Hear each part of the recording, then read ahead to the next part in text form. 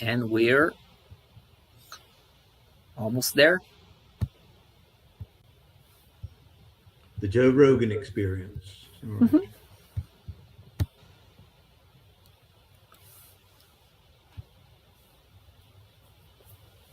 Just a few more seconds.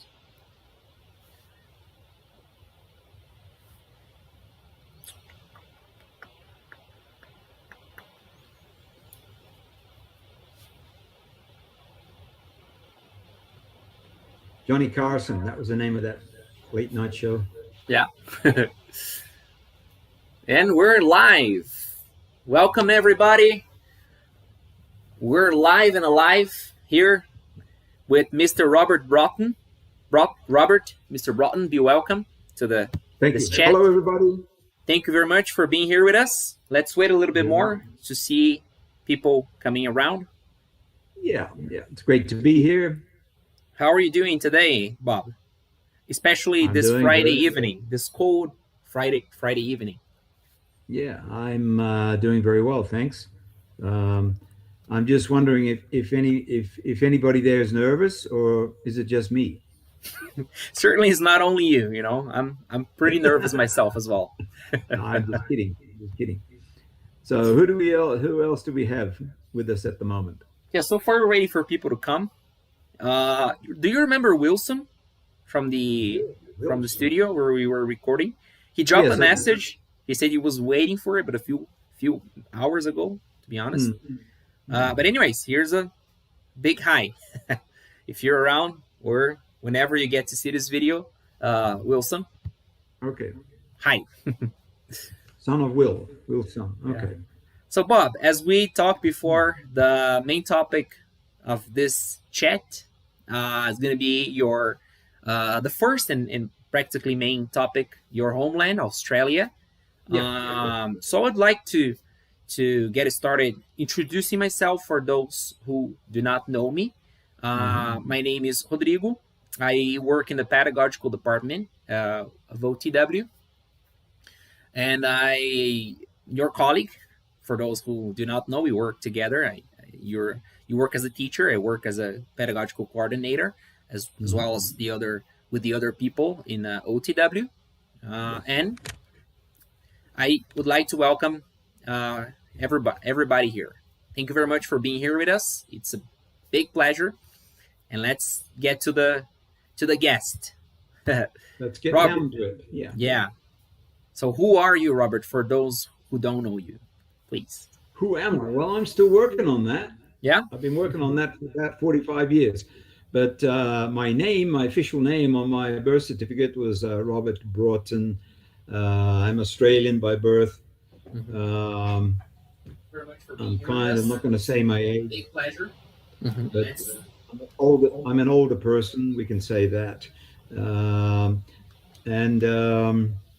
Been teaching at OTW for 18 months now. Been a very wonderful experience. Met such great people there. Had a good time, and continue to do so. Continue to do so even in these difficult times. It's good that we are still going on with something. So, okay, back to who am I in a normal sense of things. Born in Sydney and spent the early years of my life there. And then I moved to London when I was about 25 years old, spent 4 years there, traveled a lot, lived in a lot of different countries because I liked going to different countries and living there to absorb the culture. Very interested in different cultures. And you ended up in Brazil, right? For how many years so far? 10, 12? Yeah, ended up. And that's a funny expression. How did you end up in Brazil? And I tell people, it hasn't ended yet. I'm still here. Yeah. But that was 11 years ago. 11 years. Oh, gosh. 11 years ago. Yeah. And people ask me, why did you choose Brazil? And I said, Brazil chose me. Uh-huh. And then why did you choose Curitiba? Curitiba chose me. It's just like I was not looking to live here, but things just kind of, things opened up, things fell into place. And I said, okay, let's do it like that. Mm-hmm. Good. I'm glad you're here. It's been a pleasure being working with you and talking to you Thank you. So let's get down to business. Well, one of the first things that we want to talk about when it comes to is any specific nation is the way people speak. Australia, Sure. everybody knows speaks English, but it's of course different. Not only because of geographic forces, so to say, but of course for many Yeah, other yeah. cultural aspects. So, what is basically, Robert, the difference between the Australian accent and the other English speaking countries like USA, UK, etc.? Yeah, good question. People often ask me that. And learning accents or an accent is getting your accent good is a very important part of learning any language. Mm-hmm. So I do pay attention to that, and we do work with that with the students that I work with. Um, the Australian accent is probably in the English speaking world. It's one of the strongest. Um, when it's spoken in a very strong way, which I will give an example of that in just a moment. But it's not as strong as like Scottish or Irish, which are Mm-hmm. difficult even for any native English speaker to know those accents. Mm-hmm. But the Australian culture Mm-hmm. until the early 1960s was predominantly British, and then because of television, the American influence started to come in. So our accent was close to British accent, English, Mm-hmm. and then started to meld or started to blend in with some American, become a bit Americanized. Mm-hmm. So if I'm a guy from the what they call the outback of Australia, not so much the people in the city, but an outback guy from the like that, or a kind of guy that just sort of real ordinary kind of guy, he sort of talk like that. Mm-hmm. And they don't say, people get confused with it because they don't say, yeah, I'm glad you come here today. They don't say that. They said, oh, I'm glad you come here today. Mm-hmm. And then people from another country said, my God, I didn't come here to die, you know. Mm-hmm. That's there are some tricky aspects of the Australian accent, and also for anyone who's thinking about going to Australia, they speak more. Australians probably speak more Jiddia, which is slang. They Mm-hmm. speak more slang than Mm-hmm. probably any country in the world. You know. Really? Yeah, yeah, they do. Mm-hmm. And so we can, I can say like me and me Chinas go down to the Rubbity tonight, knock back a few tinnies, and probably end up going the old Pacific Sea for a bit of a chunder. What Well, did I just say? not at all, man. I No. understand the context, I would say, but not exactly any. If I had to write the words down, it would be big trouble to me. Yeah.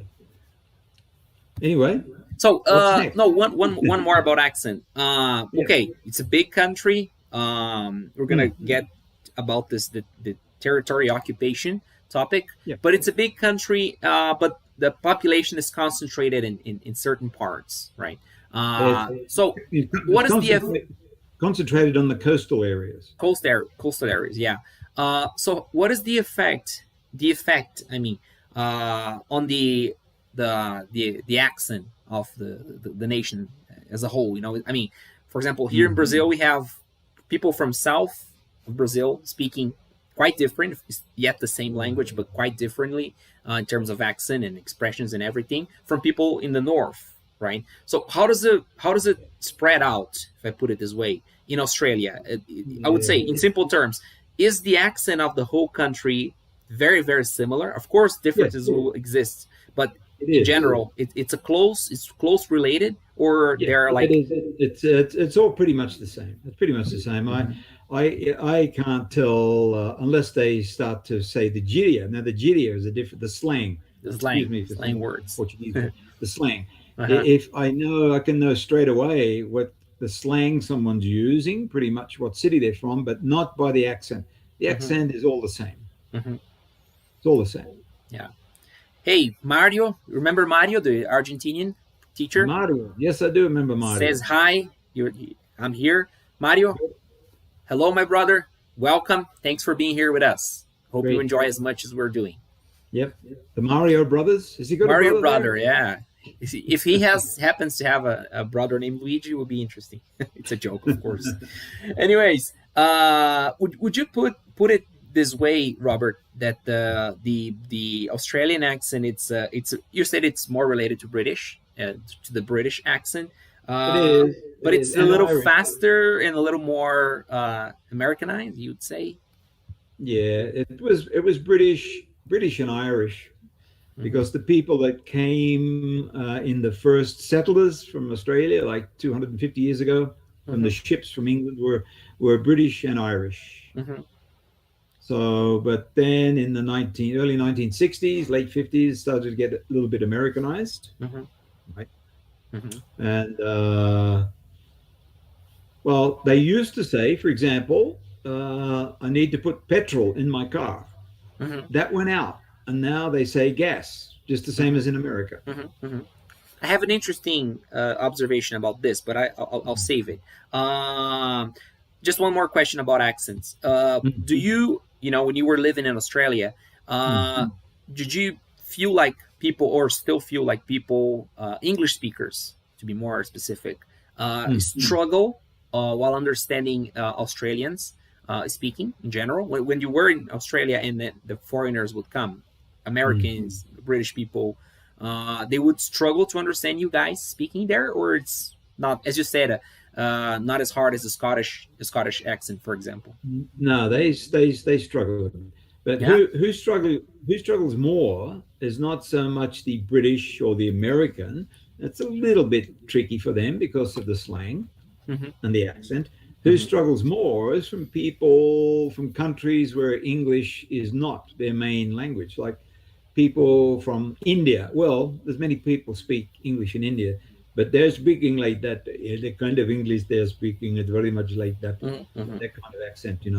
And but there's some very very funny YouTubes of comedy YouTubes Mm-hmm. of Indian people trying to learn to speak Australian in Australia. Mm-hmm. I recommend them from anyone. Very very funny. Yeah, Indians have a very strong culture where wherever they go, they keep it. You know, provided that the language is English, they keep their, plus because English is their language somehow. Yeah. I mean, it's the first language, but they have other languages and they have their Yeah. own kind of accent.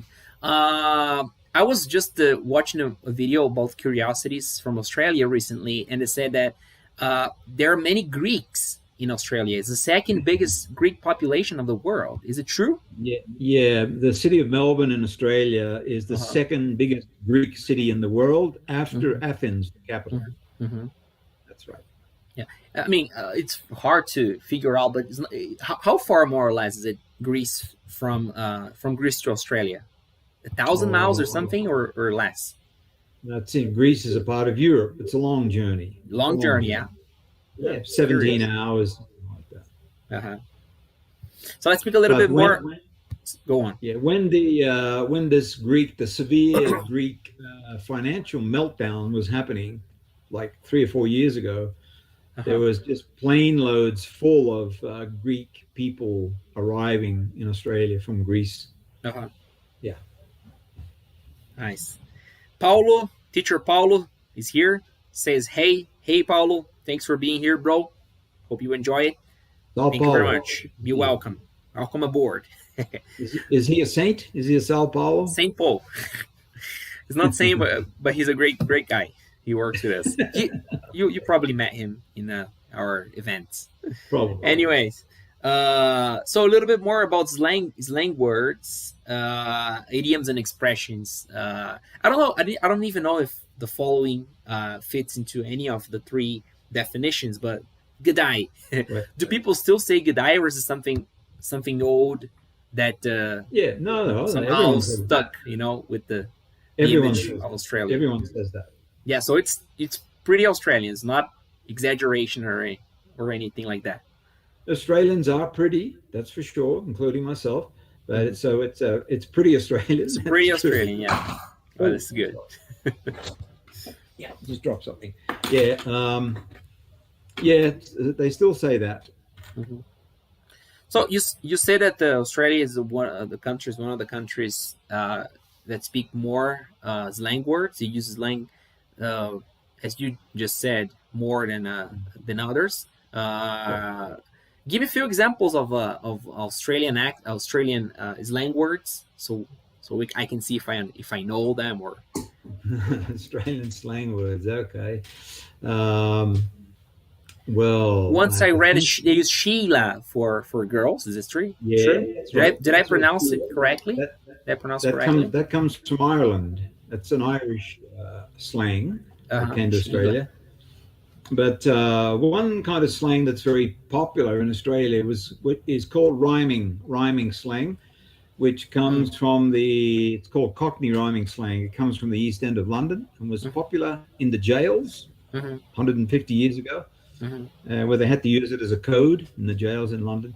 So they, instead of saying like your chest, they use something that rhymes with it, or your feet, Mm-hmm. parts of the body, for example. Your Mm-hmm. chest will be your bird's nest, Mm-hmm. right? Mm-hmm. Your feet will be plates of meat. Mm-hmm. And so they'll substitute those things. And everyone knows what it means. Mm-hmm. A pub, a pub will be called the rubbity dub, and then we Rubbity dub. actually contract Rubbity dub. the rubbity dub, Okay. yeah, and then we will contract it. There will be another contraction. There's the substitution, then contract it, and just call it the rubbity. The rubbity. But doesn't it Yeah. sound a little offensive, like rubbish? I'm not nothing. No really, no related, No, at all. no, we don't think of it as that. Yeah. Paulo is laughing here. Says Saint, Saint Paul. Yeah. Thank you very much, Paul. Popular expression is there a lot of one of the things that I notice in especially Americans in the south of USA is that they use a lot of they use many expressions, like with involving, especially those involving animals, horses, dogs, Right. apart from the universal ones like just raining cats and dogs, for example. Right. Is there any particular expressions involving animals in Australia, especially Yeah. There's the ones in there? there's one that I can think of right now. Uh-huh. It's I taught it to explained it to some of the students in the group. Uh-huh. I said when I first came here to Brazil, myself and my girlfriend at the time, Brazilian, invited me here, and we were traveling, and so we booked some hotel rooms, booked some different hotels. And one of the hotel rooms was so small; it was really, really small. And then for a room that's so small in Australia, we say, "Oh my God, there's not enough room in here to swing a cat." There's not enough room in it to swing a cat. Yeah, to swing a cat, And when I told that to my students, one girl said, "That's violent," like that, And I said, "Well, yeah, it would be if somebody actually did it, but people don't actually do that." And it's like in America, when somebody makes you laugh really a lot, tells a great joke, we can say, "Oh God, you're killing me." Well, you don't take that literally. You're not literally being killed. Sure. So Australians they're not cruel. They don't swing cats. Well, maybe a few here and there do, but it's just an expression. Not enough room in here to swing a cat. But when I told my girlfriend that, she just collapsed on the floor laughing. She thought that was the funniest thing. Where was she from? This girlfriend of yours? Fortaleza. Oh, Brazilian. Okay. Yeah, that's pretty funny.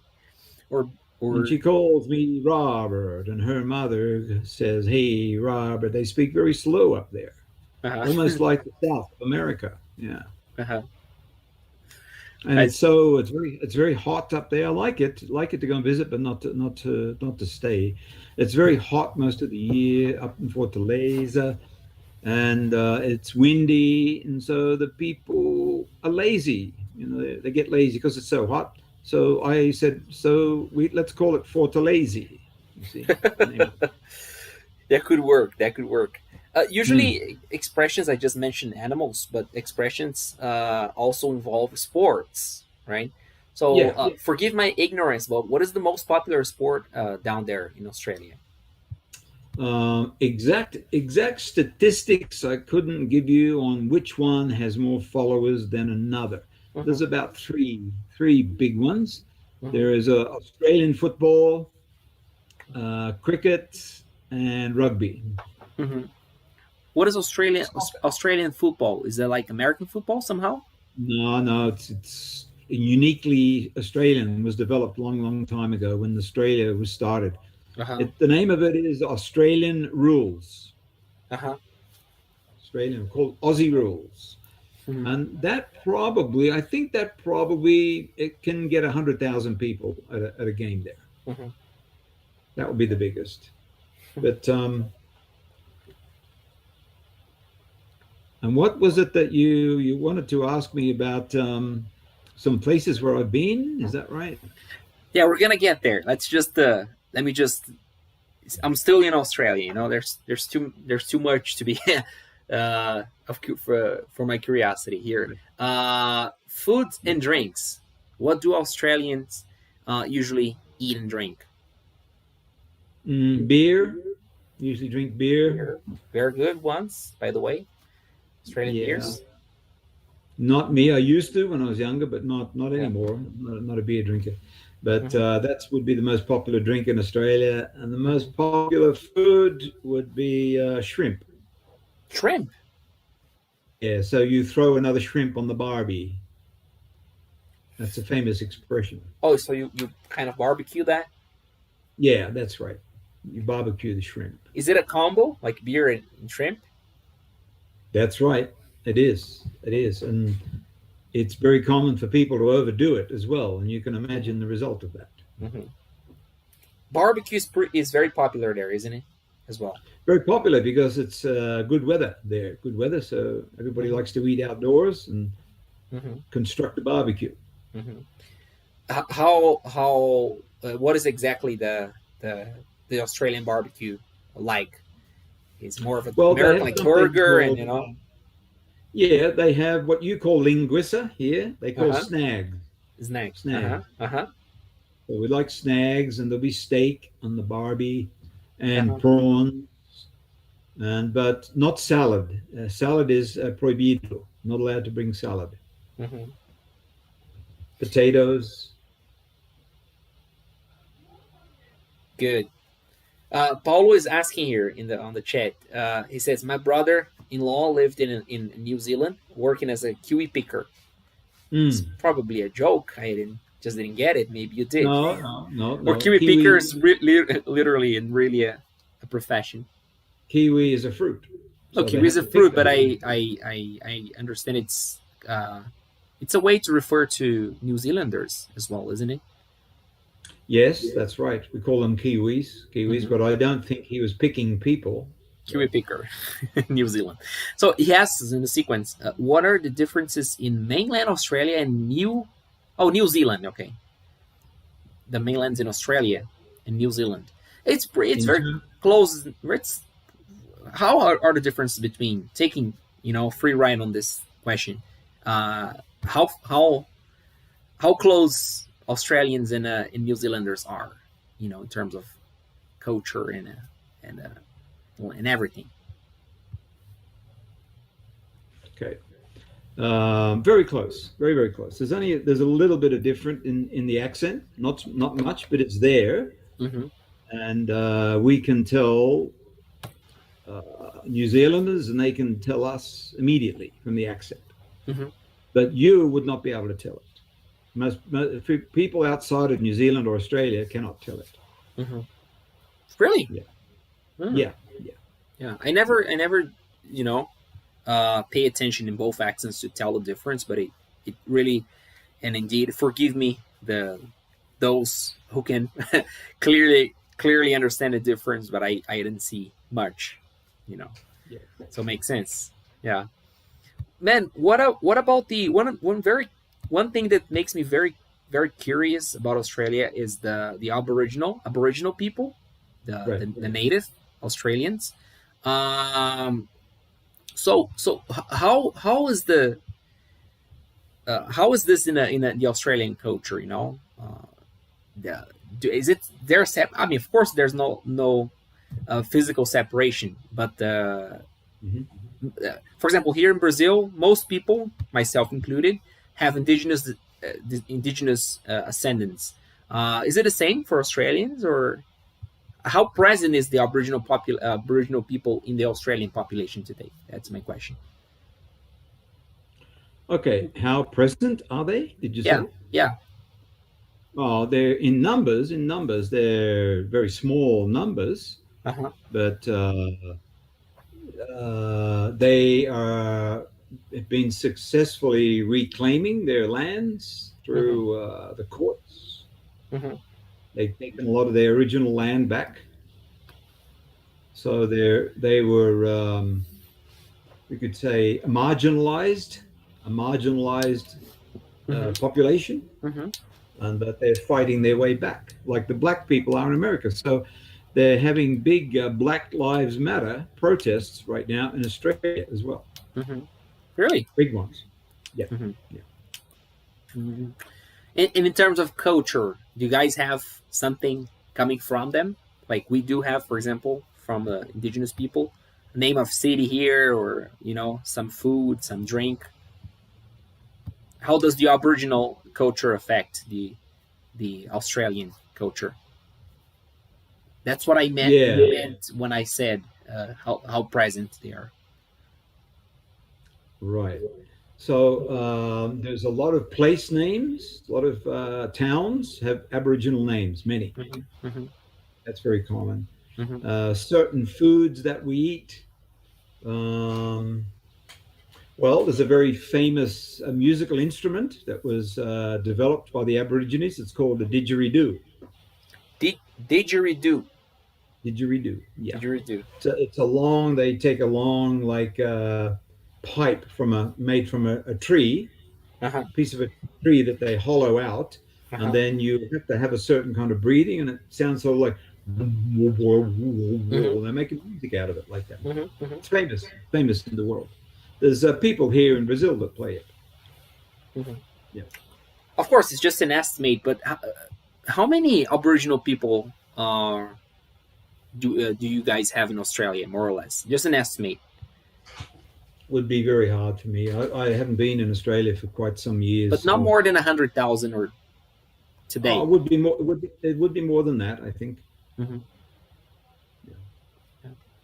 And it's quite peculiar, isn't it? They have their own tradition, because it's geographically they've been separated from the rest of the world. Yeah. So it's something that makes me curious as well. How different they are from their culture, how distant from the other cultures. Yeah. Well, they have reservations, just like the Indians do in America, Mm-hmm. and they're pretty pretty.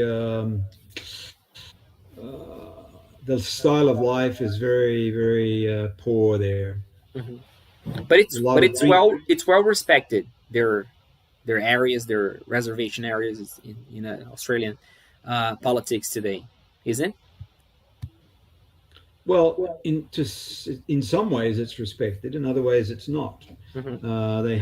The Aborigines have been badly affected by alcohol, for one thing. Mm-hmm. Same with indigenous tribes all over the world. Mm-hmm. Is it something? Is it something that they didn't have before the white men arrived? No, they did not have it. No. Uh-huh. Yeah, they did not. Mm-hmm. Yeah, so it's something that was they're not accustomed to it, and they just got drinking it way too much, and then they become addicted to it. Many of them, many. Mm-hmm. Yeah, it's also. The places where they are, there's a lot of domestic violence there. Mm-hmm. Yeah. In their own tribes, or some internal violence, like between them. Yeah. Yeah. You never have you ever been to one of these tribes yourself in your one of your trips? No, I mean, I've met them. I've known. I wouldn't say I had Aboriginal friends, but I've known some of them. But, I mean, are they friendly at all to white people? Oh yeah, they're not completely wild people, who don't speak English and they live in the jungle. It's not like some of the tribes in Brazil. There's nothing like that. Mm-hmm. They all speak English, and I think Mm-hmm. their own languages are pretty almost gone. Mm-hmm. Very few, maybe some old people speak that. They all speak English, and in every city has a Aboriginal population there. Mm-hmm. Just living in the cities, they have jobs. Some of them are lawyers, some of them are businessmen, Mm-hmm. politicians. Mm-hmm. Yeah, Yeah, that's where exactly where I was trying to get. Like there, some of them have managed to blend into the the yeah, the rest yeah. of the Some of population, so them, to say. some of them, yeah, yeah. Some of them have, we could say, what's the word? Been absorbed into white society. Yeah, been absorbed exactly. Yeah. Yeah, yeah. How about the animals? The Australian animals, like of course the kangaroo, which leads us to a very interesting and as far as I can tell, untrue story about the word kangaroo that the English explorers got. When they first got to Australia, they asked what the animal is, and the indigenous guy said a kangaroo, which would be a literal translation for I don't know. But I heard that this story is not true. It's just No, that's not true. a made up story. Anyways, how about the animals apart from kangaroos? And it's starting with kangaroos to be more specific. Uh, there are more kangaroos in Australia than people, right? I don't know. I don't know the Yeah. statistics on that. That's what they say. No idea. There are a lot. There's a lot of kangaroos. Yeah. Mm-hmm. Yeah. Is it a how can I put this? Is it nice having these marsupials around? Are they, um, aren't they dangerous somehow, or hard to deal with, considering that there are many of them? How's the relation between the people and these animals in there? Um, I mean, do you walk out of your backyard and just have to like scare away on a kangaroo or something? No, not to this point. no, no, no. They're not hard to deal with. They're not hard to deal with. But kangaroo, you don't get too close to them because they can attack if they feel threatened. Sure, sure. Like most any wild animals are like that. All Mm-hmm. wild animals are like. Mm-hmm. They are not. There's a few of them that are domesticated that Mm-hmm. will live in people backyard of people's homes. Not many, not many. They're not a great animal to have as a pet. But if you meet one in the wild, just stay away from it. Yeah, Mm-hmm. like a wild dog or a wild horse, whatever. Mm-hmm. Mm-hmm. But they get to trespass the yards, the people's house. No, occasionally, not that often. Mm-hmm. Occasionally, But no many. they're out in the they're in the countryside. They're not in the city. Mhm. Yeah, that's my curiosity of how much they would be present in the cities, right? No, they're Not not only in there. big Not big in the cities, of course. It's like there's so many cars around and people and noise. It certainly scares any wild animal away. But in the small towns and communities, right? Well, that leads me to another curiosity I never asked you. From what city you are in Australia? from Sydney.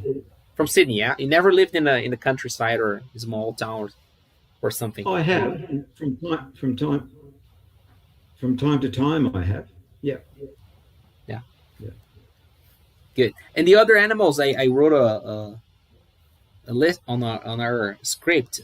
There's a dingo, which I just found out by reading interesting facts about your country, which is a kind of a wolf, right? No, no, it's a kind of a dog. Mm-hmm. It's more to a dog, but it's not domesticated, not a pet, or is it? No, no, it's not domesticated. You don't keep them as pets. No, Mm-hmm. not at all. They're closer to dogs, but they're not that friendly. That's right. They're wild animals. Mm-hmm. There's also this is the weirdest animal on Earth, I guess. At least the mammal, amongst the mammals. How to say platypus? Platypus. That's right. Platypus. Here, Brazilians will know it as ornitorrinco, which is the Latin name ornithorhynchus. This is not so common. It's in Australia, but not something like. Where do these animals come from? They are unique. Huh? They are unique to Australia. But not as. But my point here is they're not as to be found anywhere. You know, you have to go to specific places in Australia, right? Well, they're found in rivers. In rivers, yeah, they're swimming animals. Yeah, swimming. That's right. Underwater animals. Underwater animals. Yeah. Are they dangerous somehow? No, they're not dangerous. Not dangerous at all. It's a kind of. Have you been close to any platypus before? Never. Only in a zoo. Only in a zoo, yeah.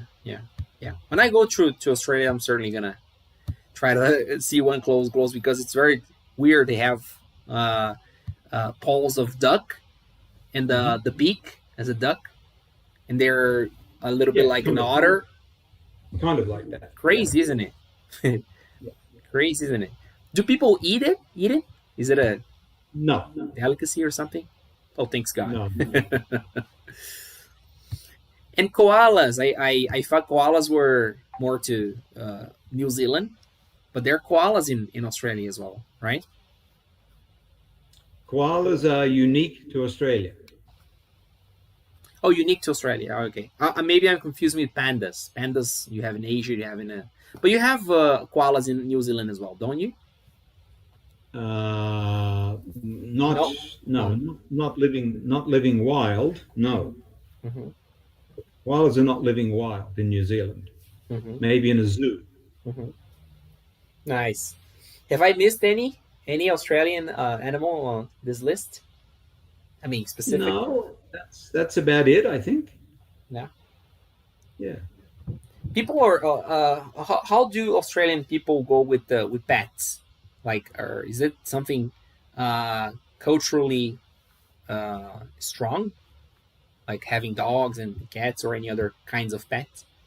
Yeah, they do like pets a lot. Just like Europe and America, yeah.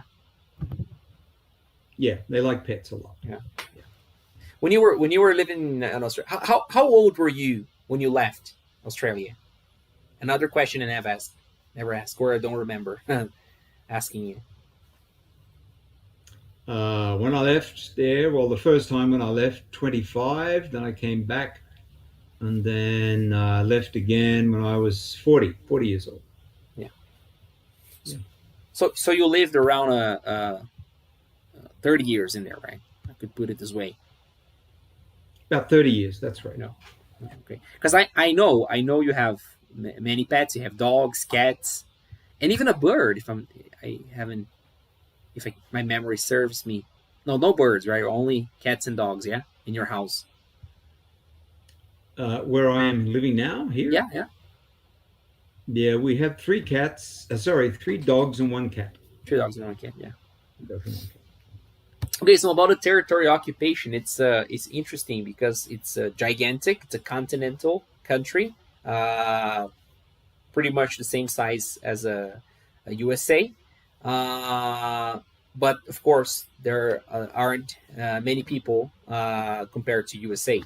There are like 26 million people today living in Australia, and they are mostly in the closer to the coast, to the beaches.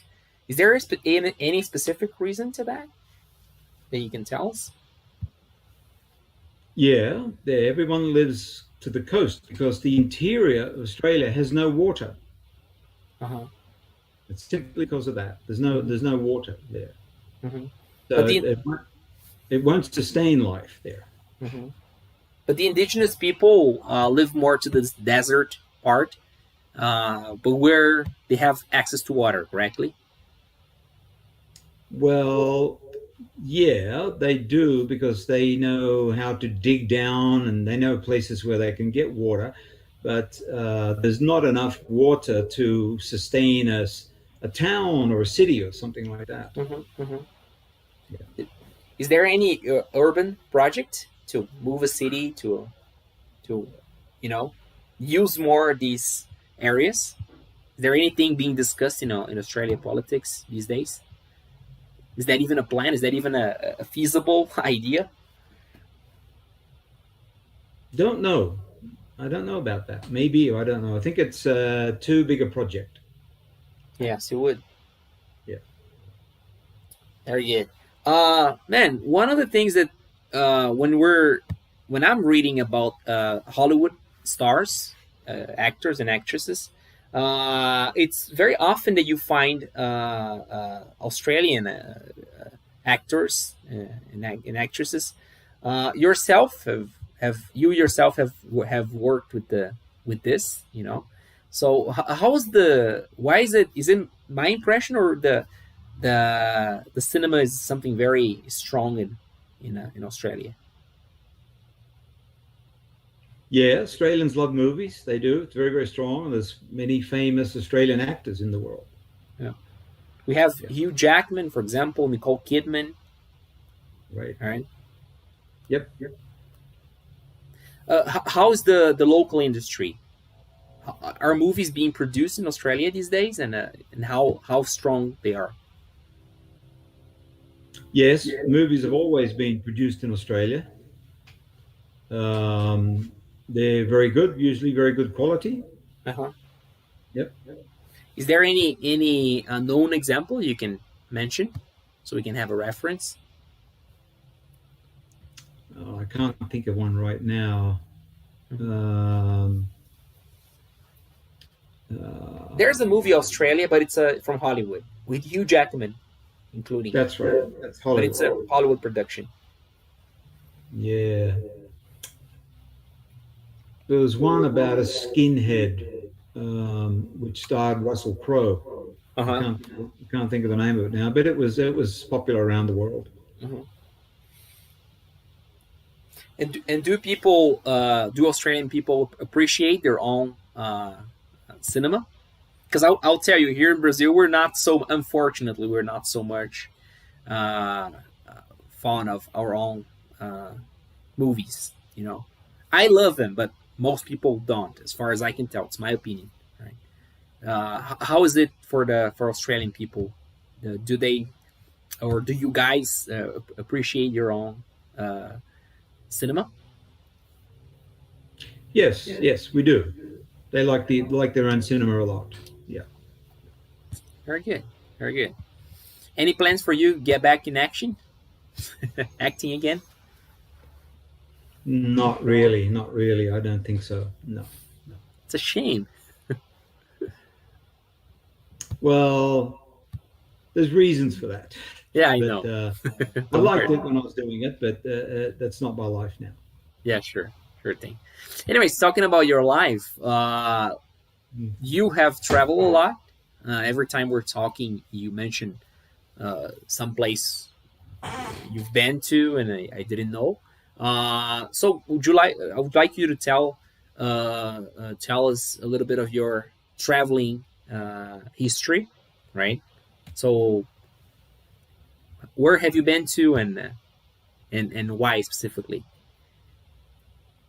Yeah, I've been to many countries in the world. Mm-hmm. Too many I'd have to write down a list of them. But been to many countries in Europe, lived in the United States for many years. I just like to travel to different countries and experience the culture. Mm-hmm. Yeah, you've been to India. Is it India, correct? You've been Correct, to yeah. India, yeah. How long you've been to? You lived a couple of years there, right? Yeah, when you add it all up, I've been visited there many times. So usually a few months at a time. Mm-hmm. So if you add it up, it would come to a few years. Mm-hmm. Yeah, but that's over many years. Mm-hmm. Yeah. Okay. And how was your experience living there? Is it a place you enjoy living, and what are the good and the pros and cons of being there in India specifically? Well, I like to visit there, but not really to live there for a long period of time. No, it's a big country. It's so many people. It's overpopulated. A lot of poor people. Mm-hmm. But very fascinating place. I liked it. I wouldn't go there now. Now that I'm older, it's Mm-hmm. not a place for an older person to be traveling around. Mm-hmm. Not at all. Yeah. How about the UK? You lived a few years in there as well, in England. I Yeah, believe sure. London, right? In London, yeah. I lived 4 years in London. Mm-hmm. Yeah. And in summary, how was your experience in England? I like England a lot. I had a good time there. But in the end, the winter there didn't suit me. The winter. Why is it? I mean, Yeah. I think I get it. The Too days cold. aren't very cold in Australia, are they? Say that again? The days are not that cold in Australia, right? No, no, they're not. Not that. Only in certain places, but generally not. More to south of Australia, right? Right, right. Wow. Yeah, in England, I can tell because I lived there a couple of years myself, and it's pretty intense. I understand you. I can tell. And then he went to USA. I don't know if the timeline's correct, but it doesn't matter. It's just these three countries that I separate as the most important ones for your history. I believe you correct me if I'm wrong. How was it in the USA? How was your experience there? Uh,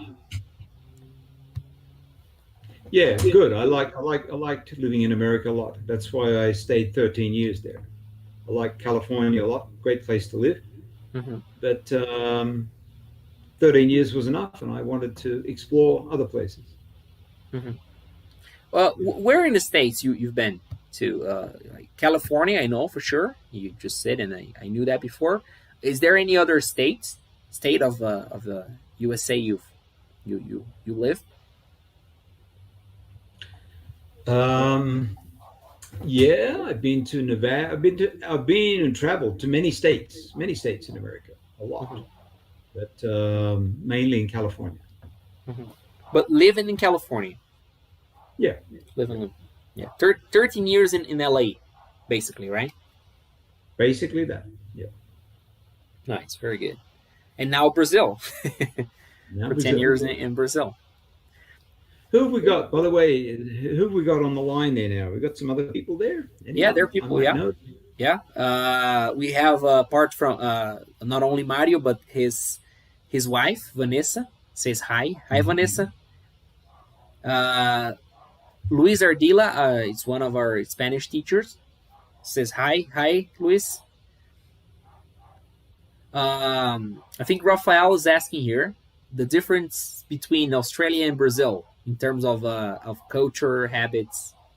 What is the main differences? What are the main differences you spot as an Australian person living in Brazil? That's an interesting question. It is indeed. Yeah. Any other questions aside from that one? No, that please answer this one, and I read the others. Okay. The main differences between Australia and Brazil. Um, well, people don't drink as much beer here as Australians do. Really? Okay. I think Australians maybe like to travel more Uh huh. than Brazilians. International travel more than they Uh huh. do. Uh huh. Um, Not so many differences really, unless I don't want to go into too deeply into like psychological differences or something like that, Mm-hmm. which they are there. I don't not really Mm-hmm. want to dwell upon that, but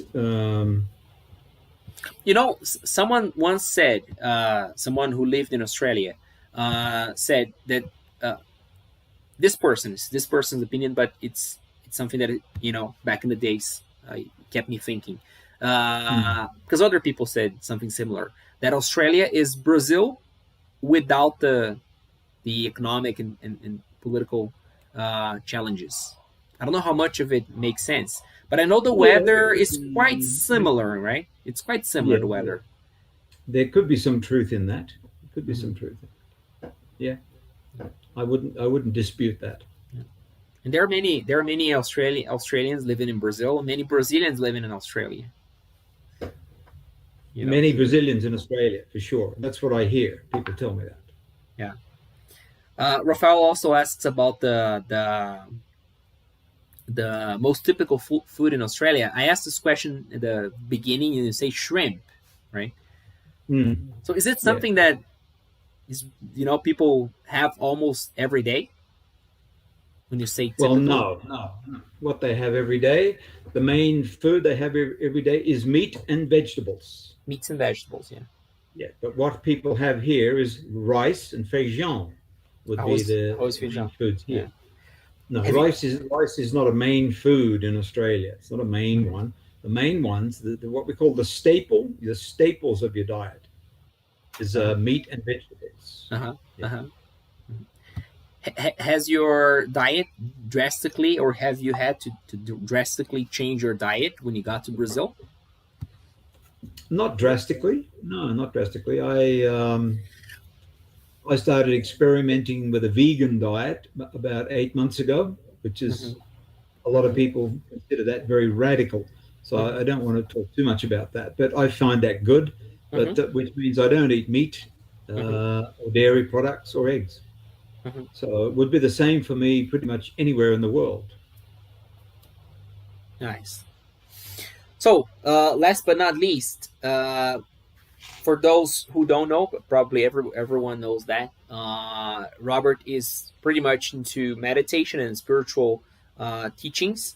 Right. So, you know, in summary, how, uh, of course, when we're mentioning the trips you did, and most of them were related to this topic. So, what is, in summary, your history with the with spirituality, meditation, and these things? Yeah, I started doing that about 45 years ago, and I found it very helpful, very useful for life. Back And in Australia, yeah, 45 years ago, back in Australia, yeah, or you were already abroad when you started. yes, Yeah. yeah. Mhm. So go on. So yeah, a long, long time ago, and I found it very useful in life to help me keep calm, keep balanced, um, and have more energy and more enthusiasm about life. And Hmm. especially now in the situation that the world is in right now, it has never been more useful for me. Hmm. Extremely useful. Hmm. Yeah. Very good. India, it was a big experience for you, and in terms of spiritual life, right? It was big. Yeah. What It is was. what? Go. Sorry. Yeah. It was. There's a lot of history in cultural history in India about these things. So I definitely had to go there and experience some of that. Mhm. I would ask what was the place where it hit you the most, like from all the countries you lived, like India, UK, even here in Brazil and Australia and the USA. What was the place where this passion of yours, not to say vocation, uh, started off? Where it started off probably was Not in started off, but England. where was it more intense for you, considering the experience and everything? It started off in England, but Hmm. then I did it and studied it many, many places. So I wouldn't say there was any one particular place that was better than other. And people often ask me, well, a common question, is what is the place you liked the most out of all the places you visit? I don't have one that I like the most. I like them all. It's like somebody asked me a few days ago, do you like going to the mall? And I said, I do. And they said, which one do you like? And I said, I like them all. Very good. Very nice. Very nice. Robert, what is the message you deliver finally about, about these days, the days we're living, just, big challenge for everybody. What is the word of advice you give to people, to keep straight to the line, straight to their projects, and keep going on regardless of the challenges we have in the world today? It's probably something you're telling yourself.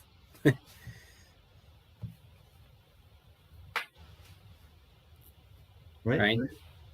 It's probably something you've been using yourself, in these days to pull through the situation.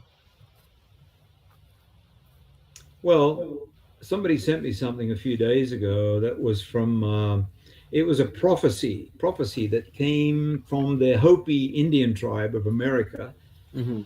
One of their senior people, like a wise person in that tribe, he made a prophecy.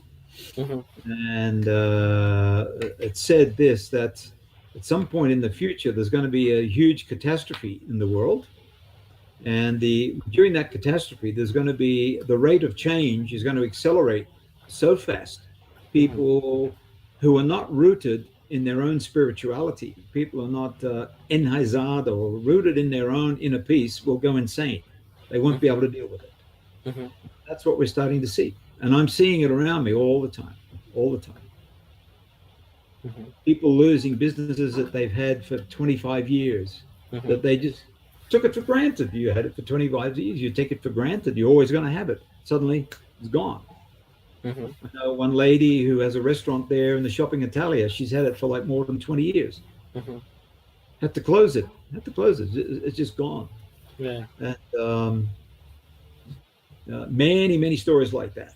And the only people, there's three things that are going to be